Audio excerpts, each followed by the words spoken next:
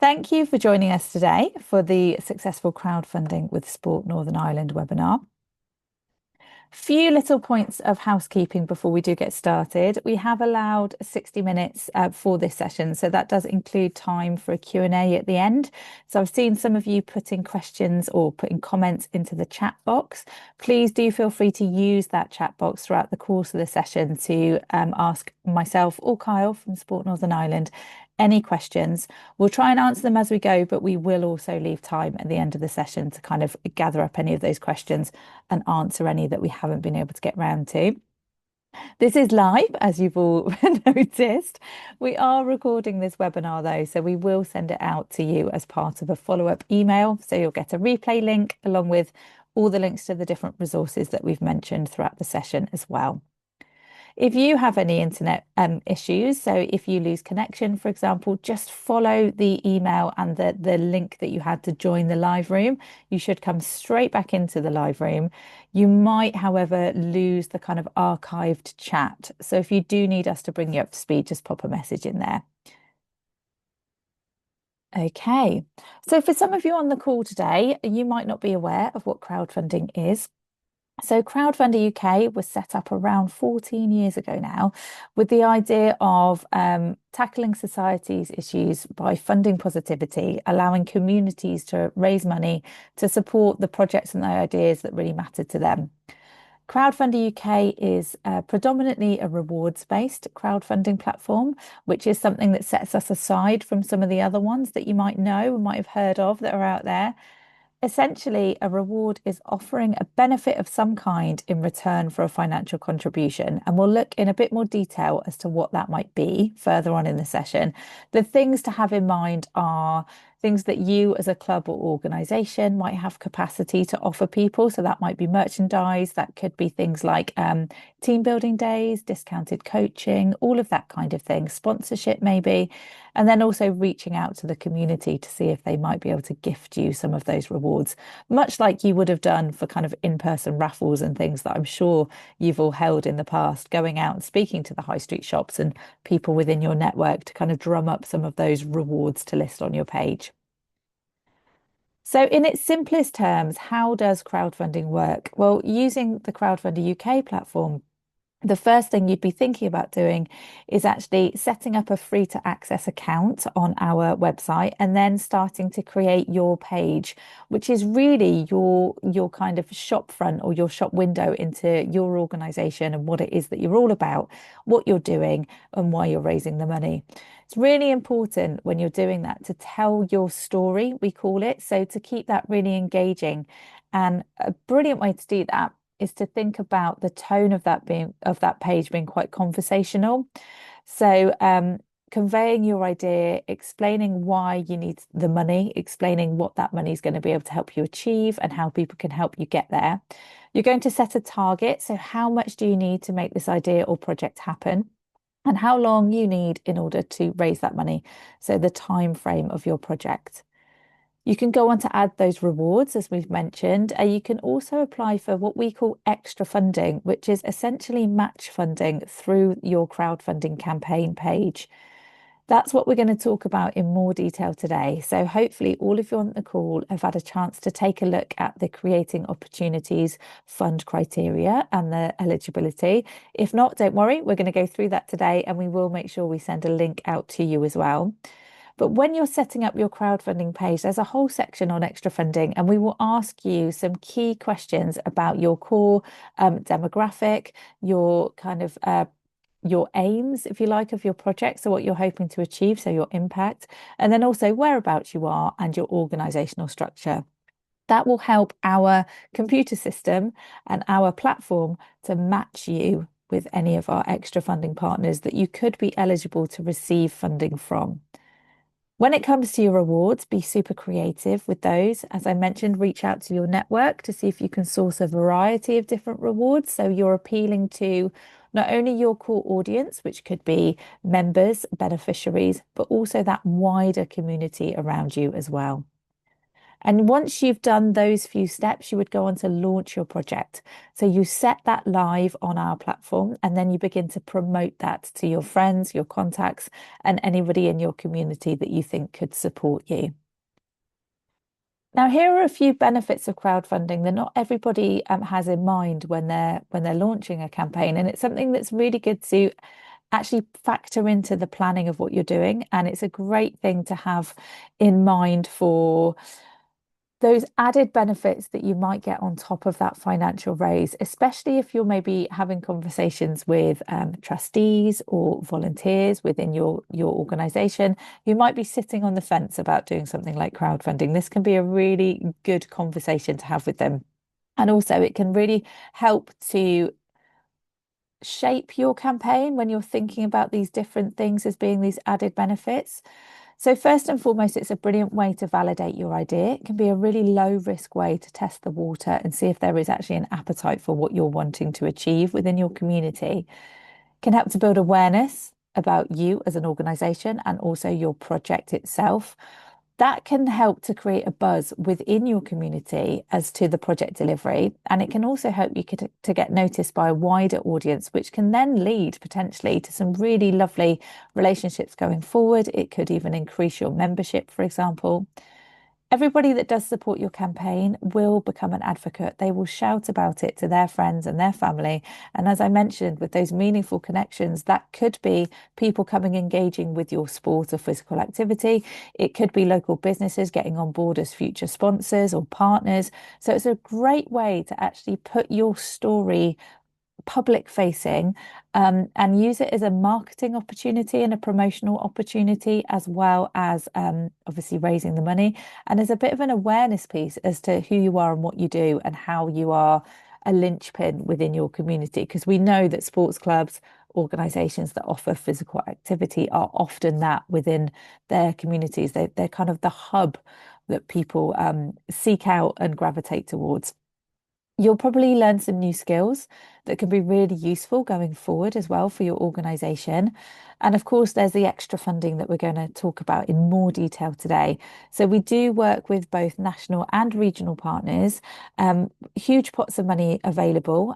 So if you are eligible, you can always apply for more than one match funding partner pledge, and you can see more than one pledge land on your page as well.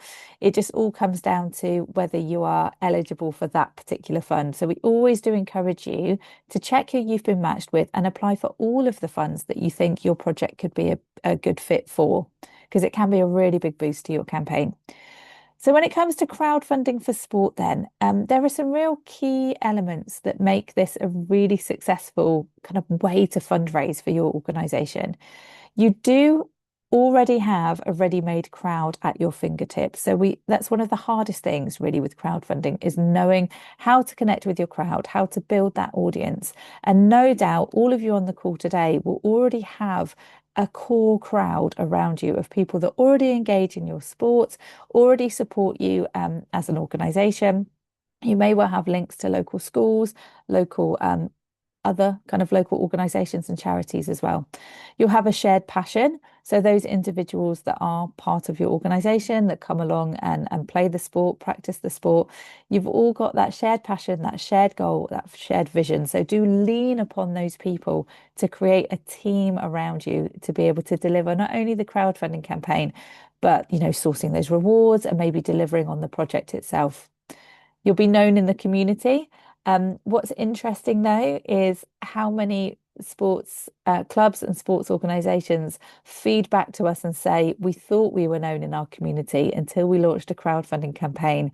And the amount of feedback we got of people surprised that we were a charity, or surprised that we did this community work, or we were working with these different organizations to run, free kids summer camps. They were unaware of the community impact that these clubs and organizations were having, and they are sometimes also unaware of the financial struggles, the fact that some of you will be charities or run solely by volunteers and reliant on funding throughout the year. So all of that harks back to that awareness piece, and actually cementing yourself within the community and making sure people understand kind of your story and your circumstance as well. You may also have the ability to set fundraising challenges and activities, especially if you have your own premises and you can bring people to you and actually have a fundraising day.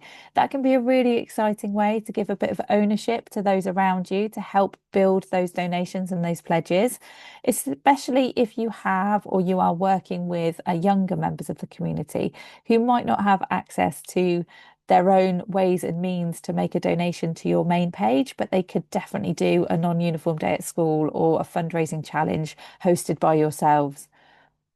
You will have a great network around you. So that may well be, I keep saying, going back to those members or those beneficiaries, but also it could be celebrities that have come through the ranks, alumni. It could be people who are really key within your community. They're those people that are the ones that are always front and center on the social media pages, or they're always at the networking events, or it's the local businesses that have supported you for previous years. Reach out to them and see if you can lean upon them for that advocacy. So for sharing your campaign, tapping into their networks, but also those rewards as well.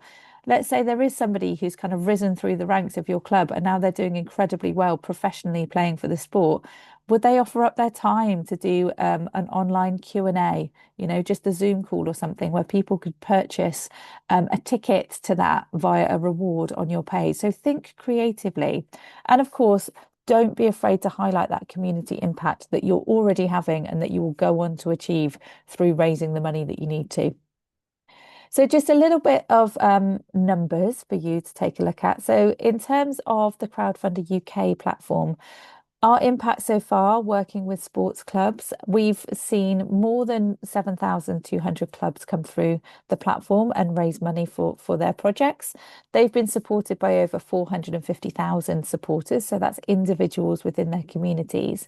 The majority of these are grassroots organisations as well. So they're small, they could be in really rural areas, they could be in villages where they don't have a huge amount of network support around them, but actually being empowered to look beyond their core audience and find ways to engage with a wider audience has helped them to build that confidence. And now they've gone on to actually continue to fundraise in this way, or maybe use the crowdfunding campaign as evidence to show that community support to unlock future grant funding as well. So those projects have raised more than £39.5 million between them, and they've been supported by over £11 million worth of extra funding. And that is just looking at our sports partners. So that would be Sport Northern Ireland. We've also we work with Sport England currently, and we have also worked with British Cycling, and we work with Sport Wales. So just looking at those sports focused partners, we've been able to distribute that amount of money to eligible projects. Now, somebody who's joining us today to speak about the wonderful offer from Sport Northern Ireland is Kyle Robinson. Thank you for joining me, Kyle. How are you? Hi, I'm all good, thanks, Zoe. Yeah, not too bad. How are you keeping? Very well, thank you. I'm Good. very disorientated by not being able to see what my face is Yeah, doing, but I'm gonna go with it. I'm good. gonna hand Yeah. over to you. Are you happy to go through the next lot of slides? Do you want to just let me know when to change them for you? Yeah, more than happy to go through them. I might need your assistance though, Zoe, if that's okay, just for me to say next slide. It'll be No like back worries. to our COVID days where you see next slide. But no, listen, thanks for having me along, Zoe, and thank you to everyone that's here today as well. I really appreciate you giving up your valuable time to hear about crowdfunding, whether you're new to it or whether it's something that you're familiar with and are wanting to maybe find out a little bit more about creating opportunities, which is our match funding opportunity provided by Sport Northern Ireland. As Zoe said, I work for Sport Northern Ireland. I am in the sports development team there, and I'm one of the project leads on the Creating Opportunities programme. So, as it has clearly demonstrated just here on this slide, you can get up to £5,000 per project, up to a maximum of 50% match funding for creating opportunities. So, hypothetically, you can have a project of a total target cost of £10,000, and we will give you up to a maximum of £5,000 or 50% of that. Equally, you don't have to go in for the full 10. You may have a smaller project that is a total target cost of £4,000. Again, the same will apply though, where we go maximum of 50% and can match fund you £2,000 of that £4,000. The remainder of the funding you will then have to raise yourself.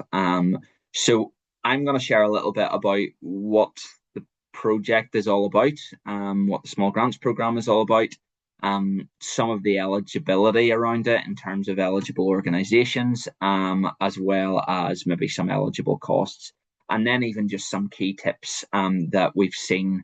We've seen some clubs and organisations doing really well, others maybe just slightly missing the mark on it. So hopefully you find it helpful. And Zoe, if you want to go to the next slide there, we can just talk through the different sections of what creating opportunities is. So as Zoe has already mentioned there, it's delivered in partnership with Crowdfunder UK.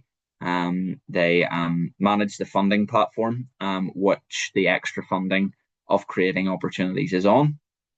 It's a small grants program designed to enable investment into new and or additional projects in sport and physical activity. So that's a really important thing to think of whenever you're applying to us. Is this a new or additional project to something that we're already doing? Are we expanding something? Are we improving on something? Are we revitalizing something? It has to be a new or additional project to your ongoing organization's delivery. It aims to connect communities, enabling more people to take part in sport and physical activity throughout Northern Ireland. So that's one of the core emphasis of it. We want to make sure that clubs and organisations are connected to their local communities, and we believe through this crowdfunding opportunity that organisations can deliver projects that connect their communities and get more people involved in sport and physical activity, which is what we're all about in Sport NI.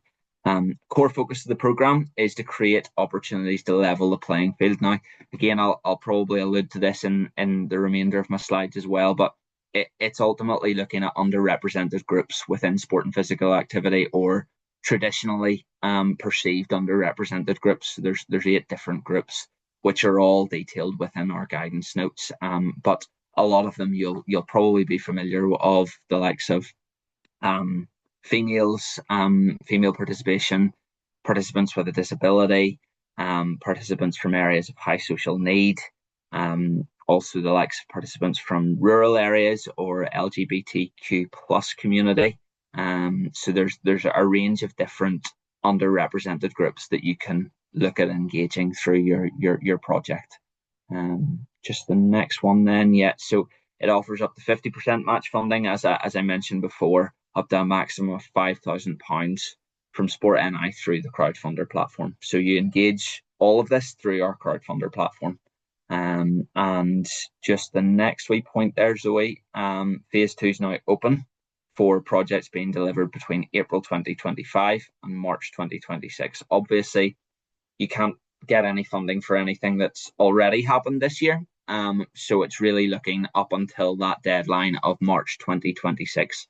The applications are a rolling application, so you can apply now. We'll be able to review your application and provide you with an assessment outcome at the start of each month. So, for instance, if you're applying now, we'll be able to provide you with a bit of a review of what you've provided us, and then hopefully we can put you in a position of readiness for our assessment panel, which happens at the start of every month. So hopefully that makes sense. In terms of, obviously it says phase 2 there, we had phase 1 of a series of successful programs, from projects being delivered anytime from August last year to March of 2025, just past. And we're hoping then that there'll also be a phase 3 of the program as well. So it's a multi-year investment. So it's a really good opportunity to get stuck into it now. Okay, so just looking at the eligibility. So if you want to just pop the 4 boxes up there, Zoe, that would be great. There are 4 main organisations that can apply for creating opportunities. So I'm really hoping that most of the people on the call may either already be part of or linked to one of these four areas, or four organisations, should I say. So we have sports clubs, charities, community/voluntary sector organisations, or parent-teacher associations.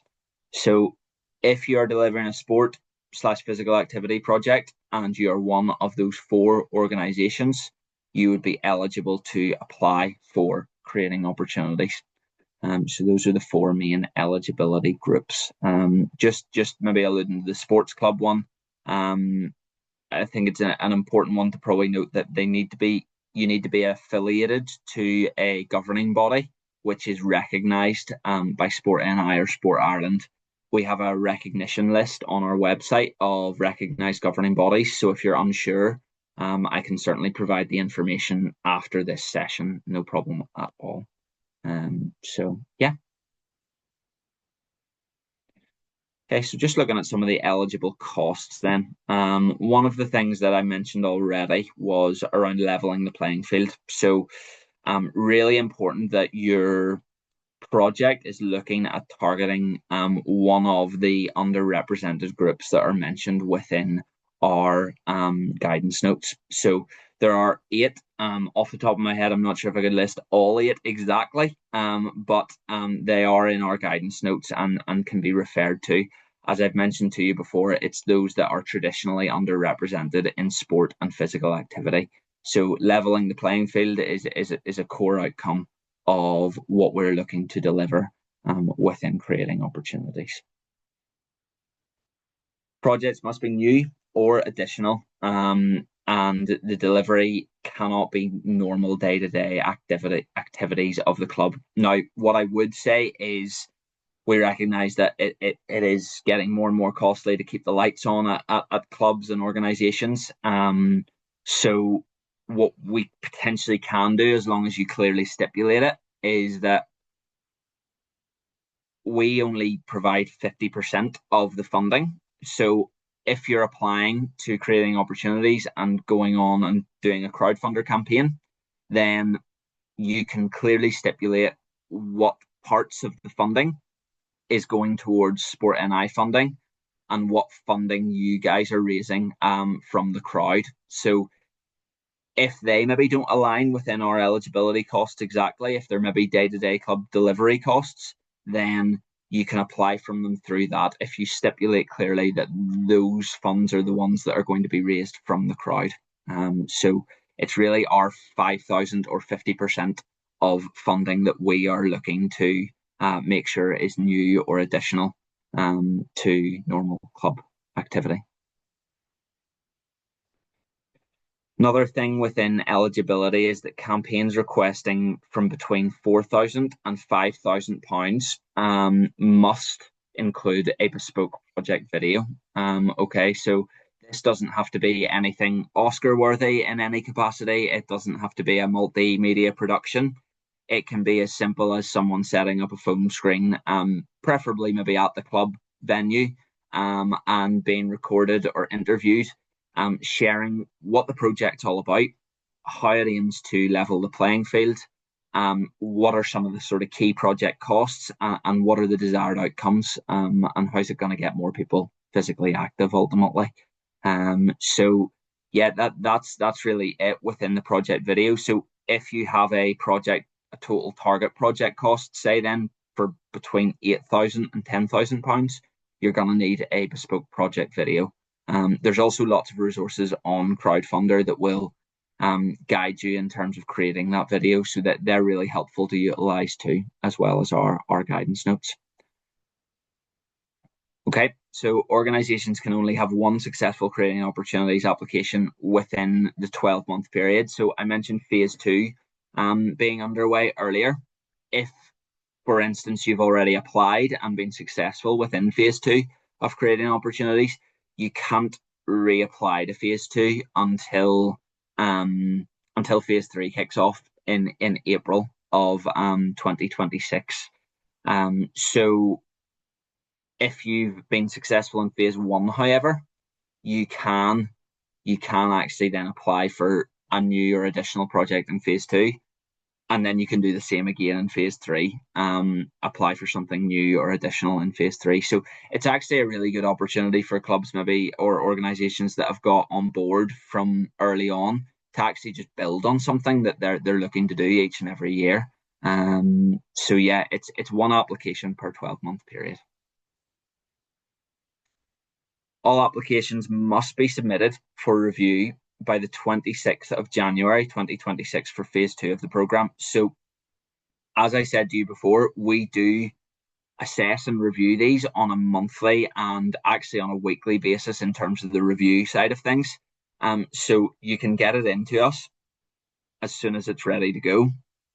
But the cutoff point is the end of January, or the 26th of January 2026 to be precise.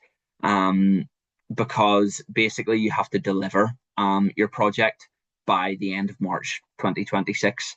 So it means that you have to ultimately do your crowdfunding campaign and then deliver your project. So really, ideally, you're looking at maybe projects, or you're looking to maybe formulate a project in your head, get it into us, raise your money, and then have a wee bit of time to deliver your project rather than maybe rushing it in January time. But there is the deadline of the end of January for phase two.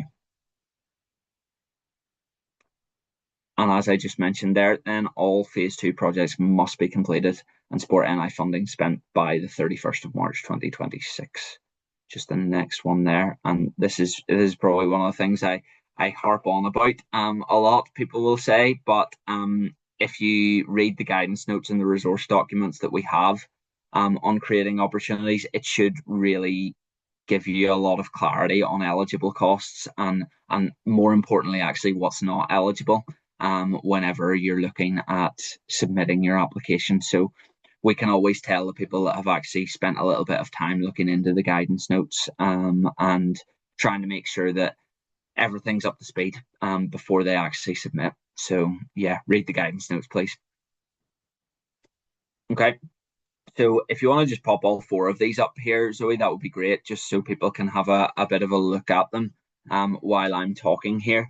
But throughout phase one of creating opportunities, we recognize that there would be an opportunity to have some capital costs or some minor capital costs included in eligibility of creating opportunities, with the understanding that to improve and promote participation and physical activity, that sometimes there's necessity for maybe small capital costs like equipment or maybe minor capital works. So basically what I've done or what's easiest to sort of maybe demonstrate this is a couple of different examples of what that might look like within a crowdfunding campaign that's eligible for creating opportunities. And one of the things that you'll probably see as the key here is that they've all intentionally started with like a program, so a participation program. Whatever your capital element or capital cost is, it must be connected directly to a participation project, because ultimately creating opportunities is a participation project fund. We do look at other capital grant funding, and it's something that we're hoping to look at going forward, more specific to larger capital items. But as this is a small participation grant, it's only maybe small capital items or small capital works that we're looking at that have to be connected to a participation project. So hopefully those examples are useful there and give you a bit of a clearer picture of what we're looking at whenever we're talking about capital items of spend. Just a few key tips and resources. So if you want to just fire them all out there, Zoe, that would be great, so I can rattle through them and get back to you on this. As I've said before, just if you make use of the guidance notes, it'd be really, really important to do that. One of the things that we've noticed a lot with campaigns is that sometimes they'll go live before actually receiving a success letter or a pledge letter from ourselves. So they will actually just start fundraising. What we would say is until you receive your official outcome of our assessment, we ask that you don't go live, just with the understanding that we want to be the first ones to put a pledge to your project. And until we do that, then we don't want you going off and fundraising before that actually happens, because then it can be subject to change and subject to our reviews. So we ask that campaigns don't go live, and they're deemed unfortunately ineligible if they're already live whenever they submit an application to ourselves. Community-based rewards. So this is something again that we really like about Crowdfunder, and something I think maybe Zoe has already mentioned in terms of the rewards side of things. Um, so this allows groups to be really creative and consider, right, who in my local community, what local businesses or local organizations can we engage with um, to maybe obtain some community-based rewards. So it's sometimes as simple as a local Spar or Tesco giving a maybe a £10 voucher, and you maybe put down donate £10 for this £10 voucher at your local Spar. It could be the likes of butchers, hairdressers. We've seen such a wide range of things already, but it's a really good way to engage your wider community, as well as getting sort of those businesses to kind of back what you're doing as well. So they have to be community based, and there has to be a minimum of 2 community based rewards in your project. Another thing then is just having clarity in your project costs. Sometimes we will see campaigns and applications that come through to us, and it's very general. We would usually advise that you actually have a clear project in your head and how it's actually going to look in terms of delivery, what the exact costs are going to be, and a bit of a budget breakdown in relation to that. I've mentioned that a few times already, but a new or additional participation project, an eligible time frame for spend is vital. And one of the last tips, and I know I'm kind of going over this again, but making sure that you have a video if you're requesting between the 4 and 5K match funding. I've mentioned the Crowdfunder Knowledge Hub there. We have our own creating opportunities email address, so please get in touch with us in relation to creating opportunities. And then we also have like a how-to guide, which is available on the important documents section of our web page as well in relation to creating opportunities. So that actually basically walks you through from the start of the application all the way through the creating opportunities process and how that looks. So that's a really beneficial document too, which is on our webpage. Okay. So I am maybe going to pass over to Zoe again, if that is okay. Yeah. And if you do, I think there's maybe been some questions coming in. I'm happy enough to answer them at the end or answer them now, whatever you find easiest. Zoe, I I'm willing. think let's answer the ones that are in the chat at the moment because they're No very much problem. about kind of that Of course. eligibility, and then we can loop back round for some others. So, Let me go. great question in here from Susie. Can your project be a new project that you hope to be able to hold on an annual basis, such as a competition?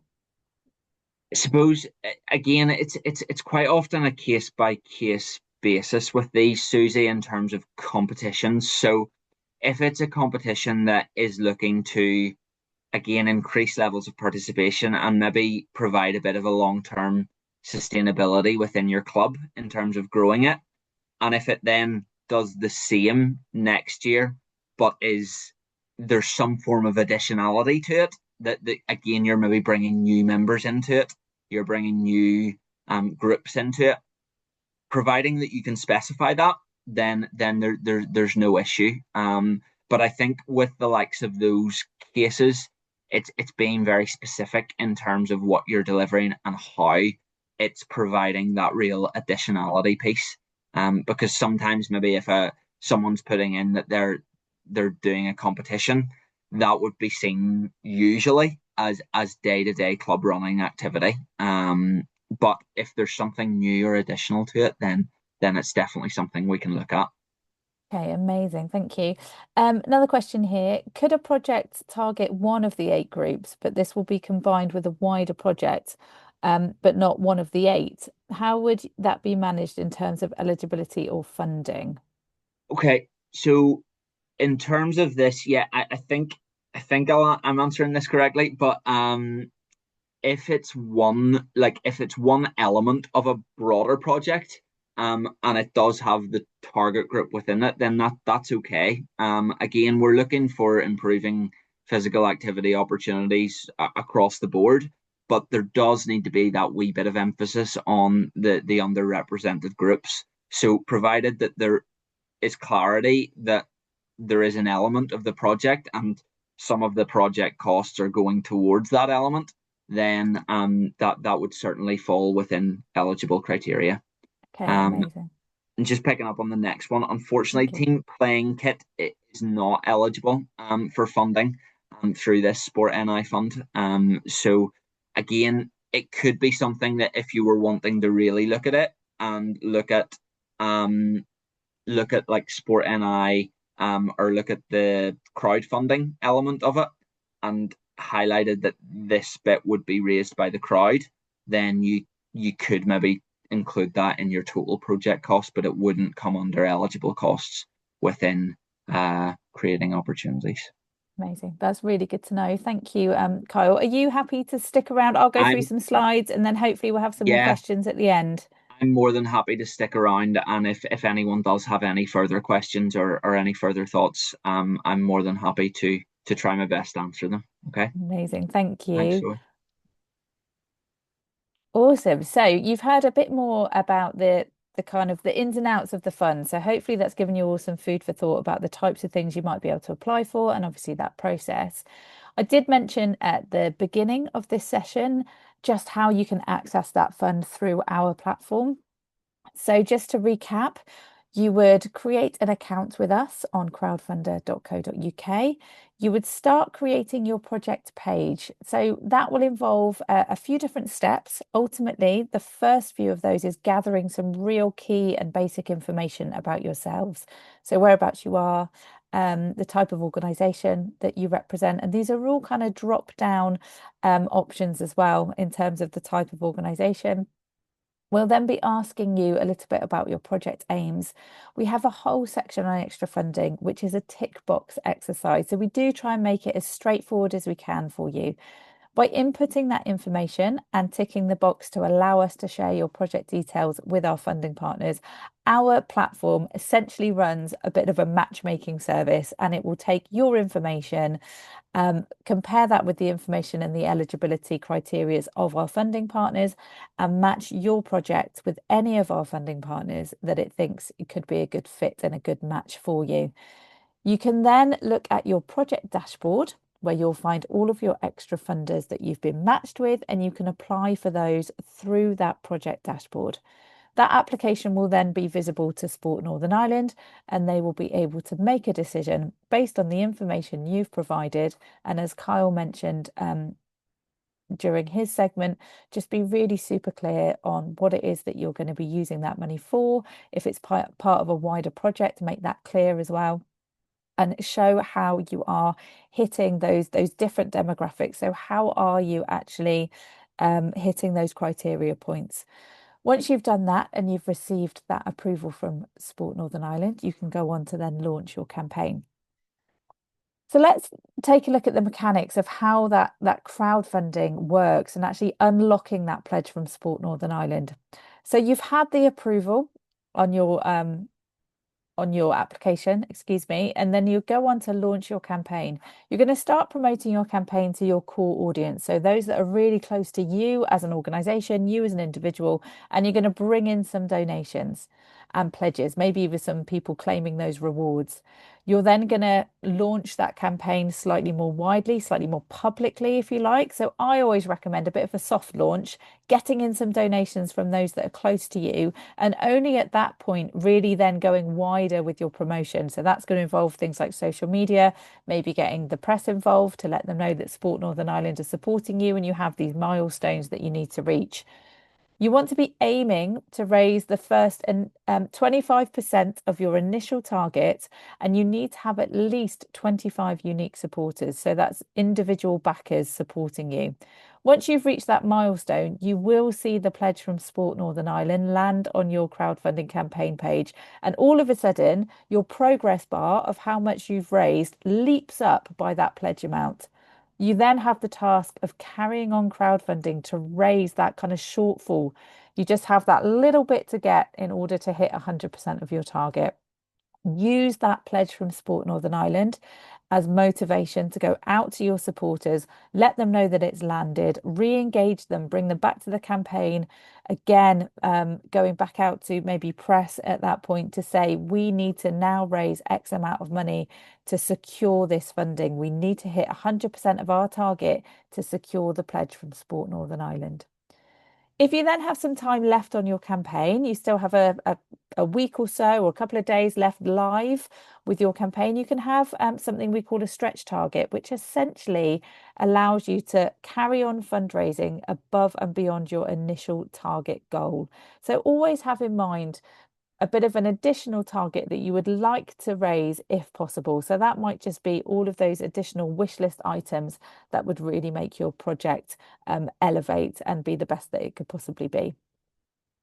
So, how do you go about connecting with your crowd then? One of the best ways is to think about segmenting your audience into bite-sized pieces, into smaller groups that become more manageable with promotion.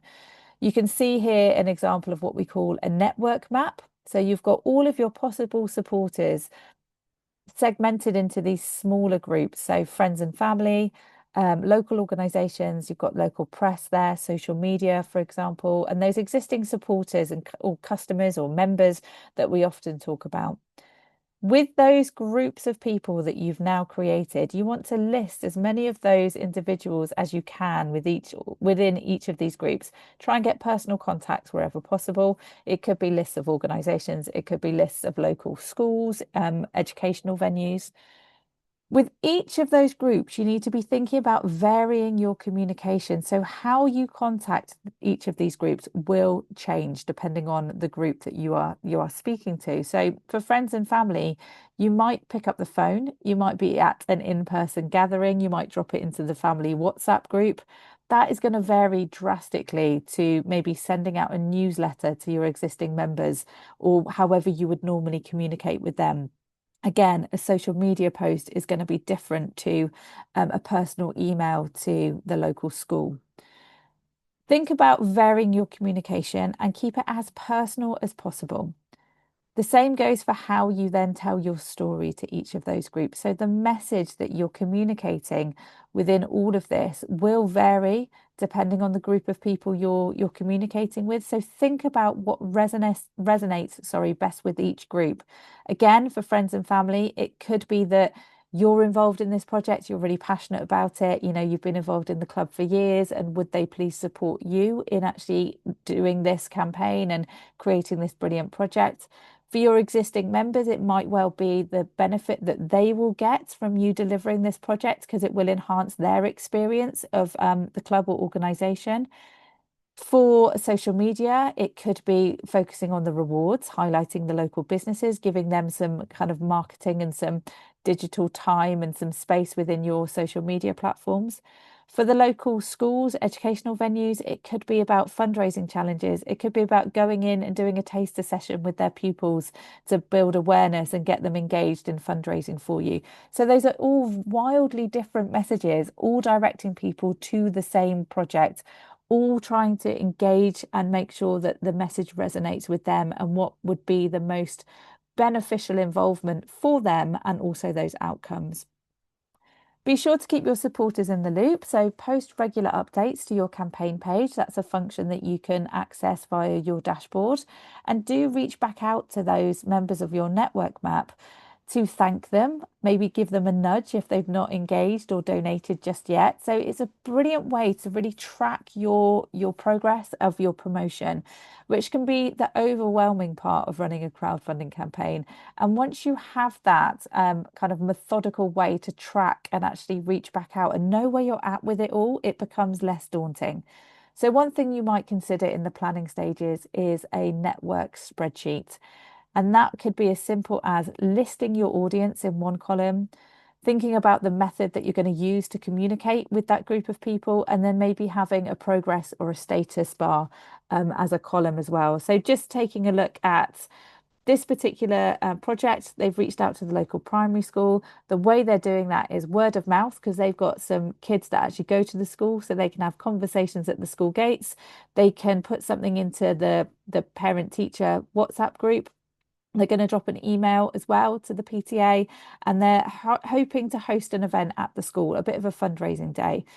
So the status of that is that they're actually in the process of arranging that day. So that status will update, once they've hosted the day, once they've raised the amount of money.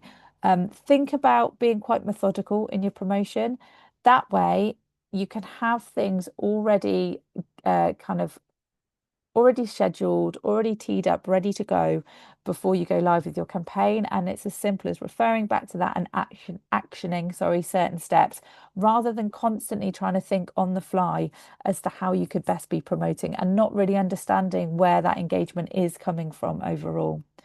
We've mentioned a few times some of the other funds that feature on Crowdfunder as well. So do make sure you're checking for any other funds you could be eligible for, because you can receive more than one pledge on your campaign. Kyle mentioned the importance of telling your story and maybe adding in that video as well. When it comes to creating your page and telling that story, keep it really conversational. Think about, maybe having a conversation with an old friend and bringing them up to speed on all of the great things that you've been up to with the club and with the organization. Try not to think about it as a corporate pitch. When it comes to creating that video, as Kyle mentioned, it can be captured on a phone. The best thing to be doing is yourself or somebody involved with the club or the organization speaking to camera in front of the club itself at the venue, maybe bringing in some other members or other beneficiaries to have some testimonials within there. Why is it important to them?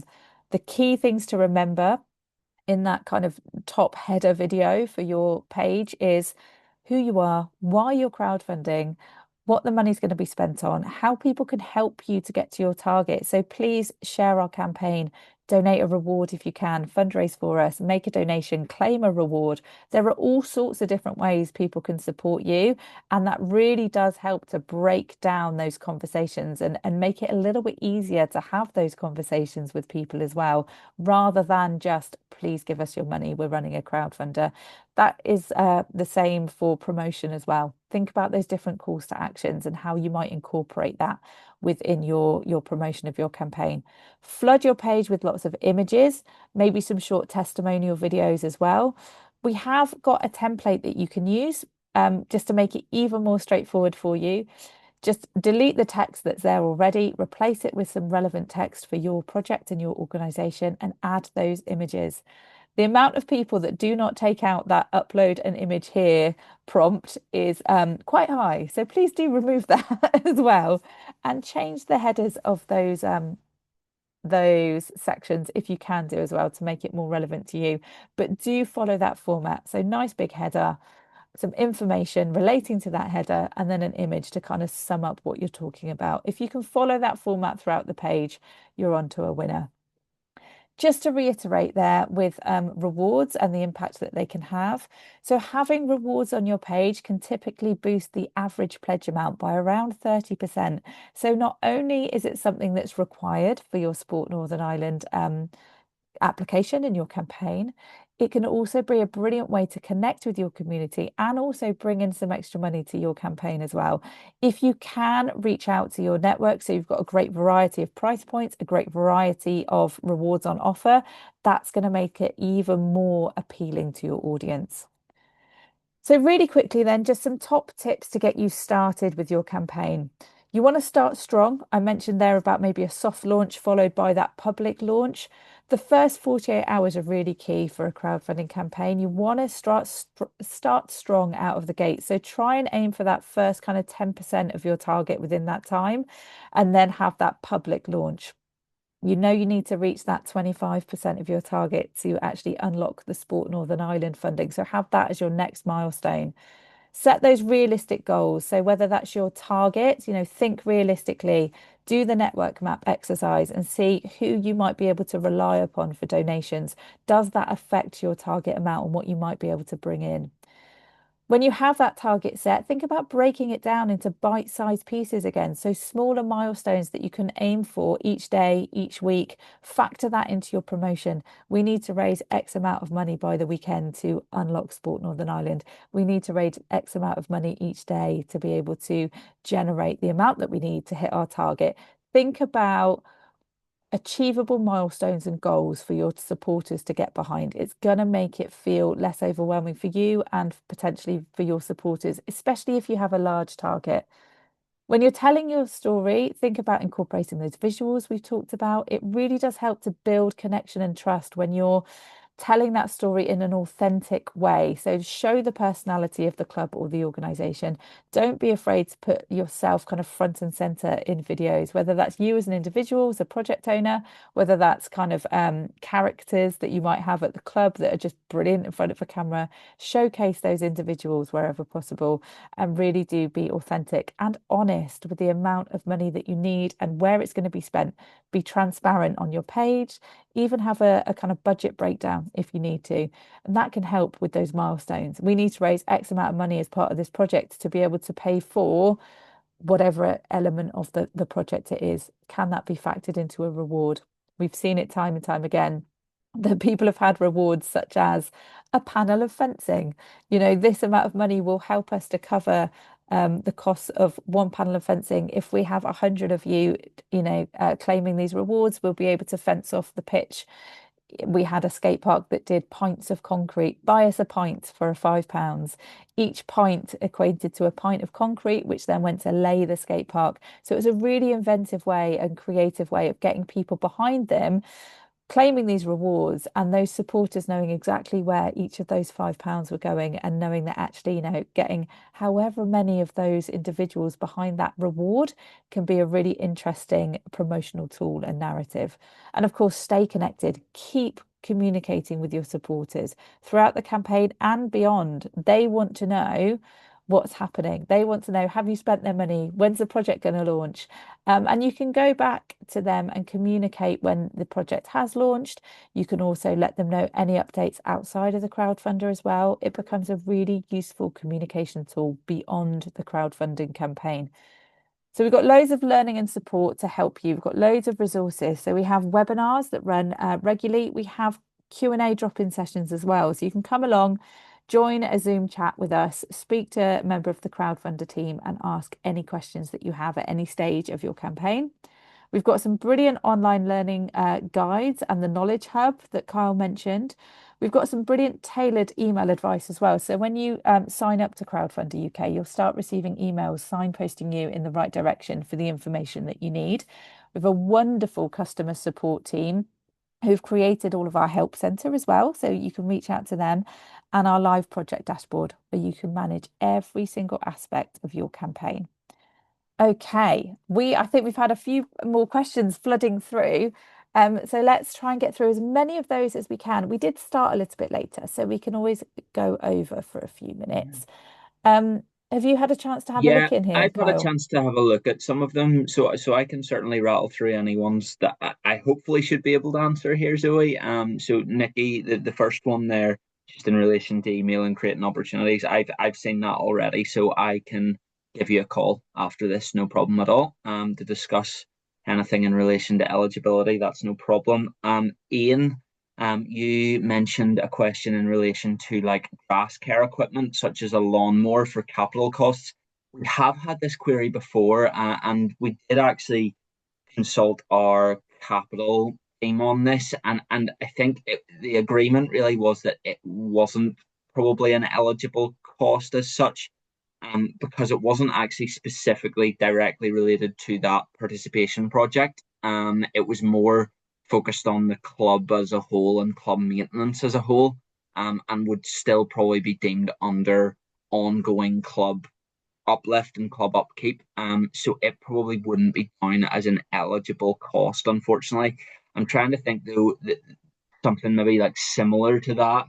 The likes of maybe say for instance, like an additional artificial wicket for cricket, for instance, maybe say being put in on a cricket ground because of the demand of youth cricket growing and the need for an additional space. So putting down an additional wicket, for instance, would maybe be an eligible cost, for instance, if you have a project around that, or say if you're looking for capital works, maybe like a female changing facility, so a designated space doing capital works to make sure that there's a designated changing facility space for females to change because you're wanting to boost female participation at your club. Something like that, maybe. Hopefully that answers that question. Stephen, in relation to yeah, so that's a really good question in relation to the fund surpassing the overall target. So actually, we have found this. You've said about one of the projects you see maybe at around 125% of their overall target. I think Zoe mentioned the likes of the stretch target there, for instance. So that's a really good point there. There's scenarios where clubs have actually found that there's a lot of people that really want to donate to their project, and they actually go beyond the 10 grand. So I know, for instance, there is one I think on our site there recently. Is it £13,000? And what they've done basically there is yes, they've got our max of 5k match funding, but then they've continued to raise beyond their 5k, so they've a total of maybe about £8,000 of of funding raised by the club itself. So that actually again shows that the power of actually using Crowdfunder and using the tools on Crowdfunder to actually promote your project, because it then actually gathers a wee bit more pace. And then the tendency is if we've maybe backed it as well, there's a wee bit more of a tendency to donate further. So the beauty as well of that is that they can actually go and utilize that funding maybe for something else that's not actually within the 10k overall target costs, because they've maybe only budgeted for 10k, so they can actually use that maybe for their club running costs. So yeah, that's the great thing about maxing out or going over. Zoe, do you want to add anything to that? Because I know that's your area more specifically. No, you've hit the nail on the head. Yeah, absolutely. I think if projects or clubs are thinking about the Creating Opportunities Fund, and like you say, making sure that that target is for the things that could be supported, but then also it's always a good idea to have that additional goal in mind. And it's something that we do see more and more. The amount that you're raising from your crowd can just continue to raise and raise. And if you will be prompted when you're setting your stretch target to add a little message. So again, going back to that transparency, that kind of clarity with supporters, I would always just recommend that when you put that message in there, you're letting them know what that additional money is going to be spent on, because it might not actually be more to do with the project. It could be actually you've got this other thing in mind that you do definitely need money for, but it's not completely related. But it's something that we see happen a lot, and it can be a really, really great boost to you as clubs to have that confidence that actually the crowd's getting behind you in that way. So Yeah, definitely do it. You can set it at any time as well. You can set it at the beginning when you're in the planning stages, or if you know you're going to reach that target, you can go back into the admin and set it at that stage. So it's something that you can change as well. The stretch target is movable. Your initial target is kind of set in stone, really, whereas that stretch target is a movable goal. So if you if you smash through your stretch target, just increase it. And we see that happen as well. So yeah, yeah. definitely bear that in mind. Thanks, Zoe. Just on Stephen, just on your further questions there in relation to your previous question about like an eligible cost as part of a wider project. Both of those would be eligible, so you could put in for funding for both your new boys and girls team. Highlighting how. So one of the questions within our application is how does this level the playing field? So you can highlight how it is leveling the playing field with the addition of a new girls team. But you can also highlight, like with new boys taking part in sport and physical activity, there's an opportunity for them to get involved too. Hence, leveling the playing field further as well in sport.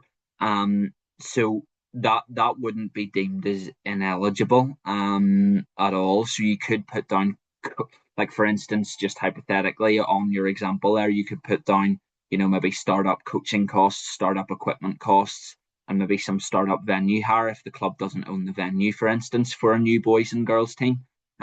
So there's no reason why you couldn't actually apply for both within that same one crowdfunder project. There'd be no issues there. And just on your last question there about donations from individuals in the community, being added without the donor going onto the site. So whilst that can be done, absolutely, you can do that through fundraising activities, like bucket collections and stuff like that. The only thing that I would say, or maybe encourage to do, is you can obtain like a QR code for your campaign page.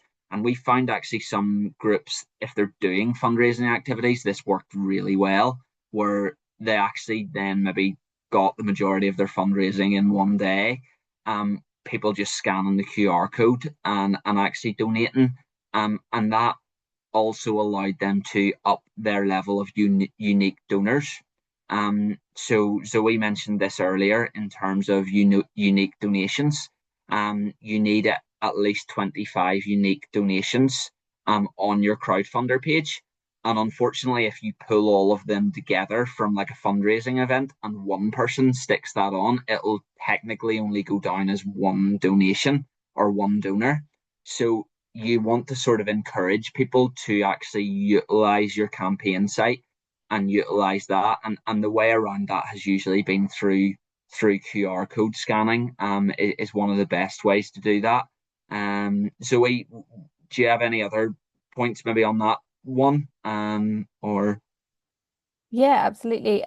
As you said, Carl, you can do it, but the payoff of actually encouraging people to donate directly to the page wherever possible is much better if you can, not only for yourselves and unlocking the Sport Northern Ireland money, but we talked about kind of life after the crowdfunder. What one of those things will be is being able to showcase the community support in numbers of supporters. So it might help you to then go on and leverage kind of funding from elsewhere to say, look, 300 of our community members thought this was a good idea. The other thing that projects could do, which is a function that you can access, is to become something we call a multiplier project, where you can actually encourage people to fundraise on your behalf, and they will be prompted to set up their own little pages. They're called child pages, and they link directly to your parent page. So they all kind of sit over here and they can share those with their networks. So if you are going to run something like a fundraising challenge set over a certain amount of time, that could be a great thing to do. So I'll, if you answer the next one, Kyle, I'm going yeah, to grab an example of that just no to show problem. you. No problem. Thanks, Zoe. Susie, just on your question of projects needing coaches with specific qualifications. Yeah, so I suppose as long as it's not just looking at like, oh, well, we need there's a certain coaches just want a bit of upskilling and I want a wee bit of personal development. Whilst that's okay, and there's no issues with that, we would want it to be again attached to some sort form of improving participation or improving um a participation project as such. So you can absolutely include coach education costs. So say for instance, if you're setting up again, I'm looking at maybe like at a specific target group, like a disability team or section of your club. Um, you would then need the coaching qualifications to come with that, or maybe there's bespoke qualifications to come with that. So absolutely, that would go down as specific coach ed costs, the likes of training towards training costs for coaches. You just need to make sure that it's specifically linked to what you're actually delivering in terms of participation project. But it absolutely is an eligible cost. Yes, it definitely is eligible. Amazing. Right, I found the project that I had in mind. Just to give you, can you guys see this? Yeah, I I've can see got a that. lot going on. Hang on. Right, so this was one of the this was a project from last year. This is obviously in Brighton. But what they did is they encouraged their swimmers that would get involved with them to actually fundraise on their behalf. So at the bottom of the page here, you'll see individual fundraisers that are linked to them. So you had different individuals swimming different distances, taking part in different challenges. So these individuals have set up their own pages. They don't have to enter any financial details. Everything links to the main page, but they can add images, they can add some text, they can tell their own story, why this is important to them to support the club. And if they like, the main project can share the rewards with the fundraisers. So it's a great way to give people a little bit of ownership as to how they might be able to support you. So that could be as simple as getting the schools involved, getting the PTA to set up a page, and actually that is the way that they bring in money, and it goes straight onto your page so people can digitally donate, even if it's something like a bake sale. So there's ways that you can do it. There's creative ways that you can do it, QR codes, fundraisers linked in that way. But funnel as many of them to the page as you can, because that's going to give you the overall benefit of the crowdfunding experience. Okay, I think that's it for questions at the moment. Let me just pull up our final slide for you, which has got a little bit of information as how you can contact Sport Northern Ireland and also how you can contact ourselves at Crowdfunder if you've got any questions about the Creating Opportunities Fund or crowdfunding in general. Please do connect with us. We're all here to support you to raise the money that you need to get your projects underway. So please do reach out to us, engage with the support that's on offer. I know that, Carl, you're happy to receive emails, phone calls about eligibility, aren't you? Absolutely. I would even emphasize actually there, Zoe, sorry to cut across you, but in relation to the email, if you send us an email on that, it'll probably be even easier in terms of even if you want a phone call, because that's the overall Sport Northern Ireland phone number. So it'll ultimately get funneled to me anyway. So if you email Creating Opportunities, either myself or a member of the Creating Opportunities team will reach out to you with if you leave your phone number. So that'll probably be the best way to reach us. But sorry, Zoe. No, no, that's absolutely fine. That's really good to know. Thank Yeah. you. So yeah, drop Sport Northern Ireland an email and they can kind of triage you to the right people as well. And yeah, reach out to us, connect with support if you've got any questions about your particular campaign, or come along to some of our events, come and ask us some questions as well. We wish you all the best of luck with not only raising the money that you need, but accessing the Creating Opportunities Fund. And all that remains to say is thank you to Kyle for joining me today. Thank you all for giving up your lunch times to spend with us. We hope you've had some great information, some food for thought, and we look forward to seeing you raising the money soon. Take care, guys. Thank you. Thanks, everyone.